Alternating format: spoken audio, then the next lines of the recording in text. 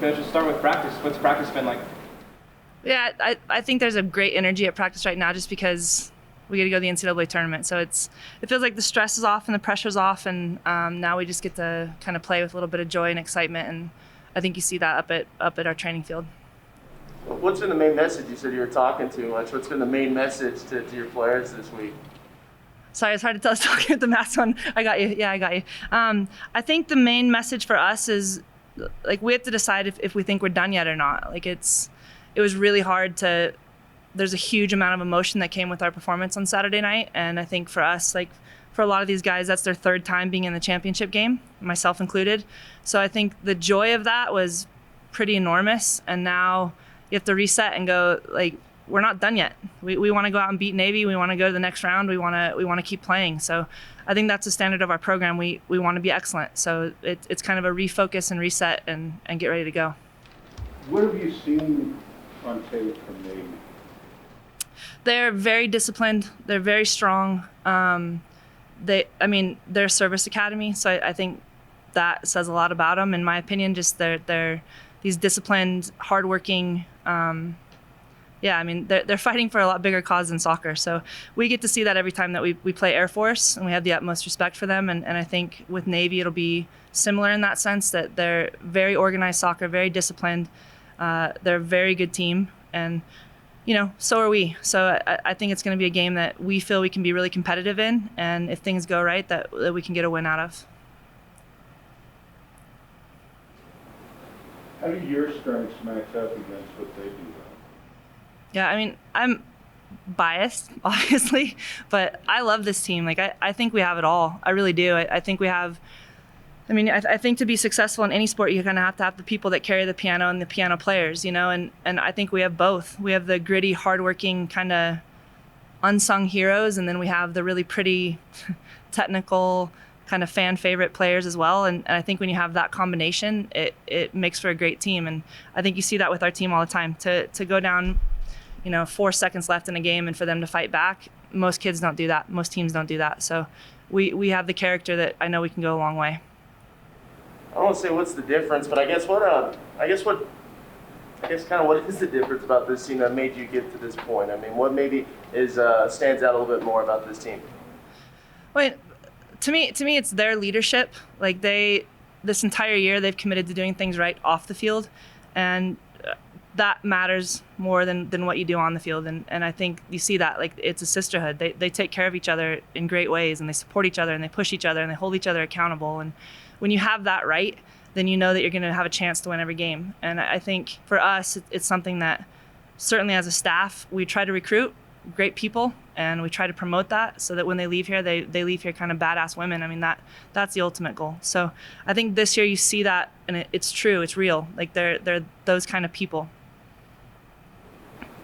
But see, with the pandemic, everything's backwards this year. Yeah. So we've seen the influence that it can have on some teams. It can kind of destroy you, or for some reason it brings some teams together. How did you hold this team together during all the stuff that's going on? Yeah, the first thing I'd say, it wasn't me. It was all of us collectively together. But I think you'll see when you get to talk to them, like, they're exceptional young women, and they their character and their integrity is the first and foremost for them in everything that they do. So was the pandemic fun? No. Was being shut down fun? No. But they've stayed true to who they are, and they've stayed true to each other. And I think ultimately that's what's led to certainly our success. And I would say every women's team that's done quite well at UNM has made this real big emphasis this year on character and chemistry. It's a pretty special time for Lobo athletics. Obviously, Lobo women's basketball, women's title you guys do, and then now just golf, women's golf. Talk about being a part of this and what it means for the university and athletics. It's incredible. Yeah, it's incredible. I think Emily sent a tweet the other day that kind of went like viral, but you feel it like that. I don't think we win that game without the support from all the other teams on Saturday night. I just think that it was like the extra edge that pushed us over, and certainly it started from women's basketball. And I even think, like, the end of football season, you started to feel this buzz because they were playing with this passion. And I would give a ton of credit to Danny for that, because he's at everything and supporting us all the time. And, like, when you have everybody in it together, it becomes this collective effort. So I think UNM is a special place. I'm incredibly biased because I'm born and raised here, but I don't think there's a reason that we shouldn't win here. And I think men's tennis is going to do it this weekend. And, we're quite happy to be part of the crew that's carrying that torch right now.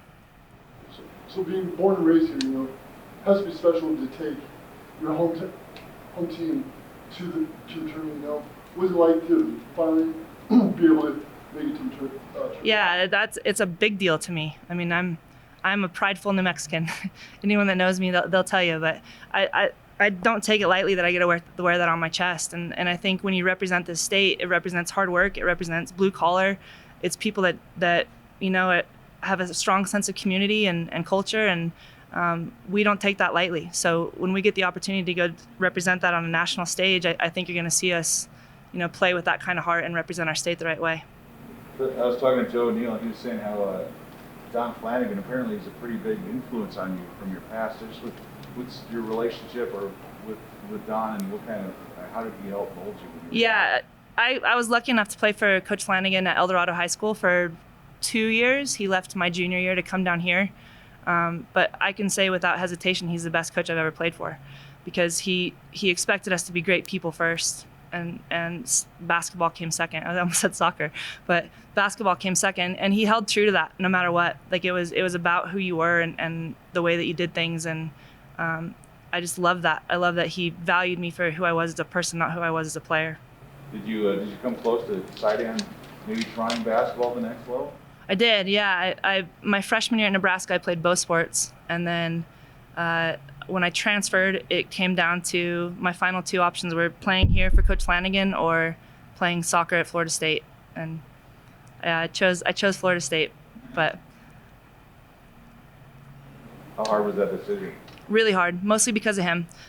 Candidly, I like soccer a lot better, but I thought the opportunity to play like in the sold-out pit and play for Coach Flanigan, like that was a enormous draw for me. So, yeah, that was a tough one.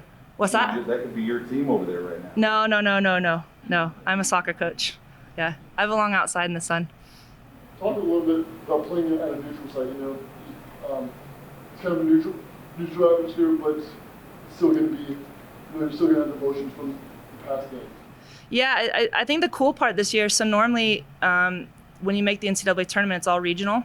So you end up playing teams that you've played before, or that you've at least been to their stadium, Washington, Arizona, Colorado. So to go play somebody that we would never normally play in a normal year is, to me, really exciting. And I think it gives a sense of like community, that every team is going to North Carolina. Everyone's going to be there, and I think that makes it kind of adds a special twist to it instead of playing all over the country and only being able to watch each other on TV. So, I think everybody going to North Carolina, hopefully it's a model they consider doing in the future. I think it's a really cool thing.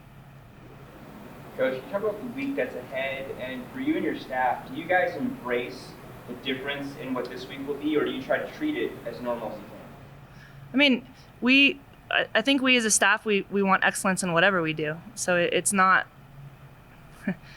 we want to provide the best possible opportunity for our student athletes to succeed, and that I think goes across the board. So it's just a different game and a different location, and certainly the excitement is higher, but I think what we do to prepare will be the same. We're going to try and give our team the best competitive advantage possible. So we just do it with a bigger smile on our faces right now than normal, but it's a lot of work to get ready.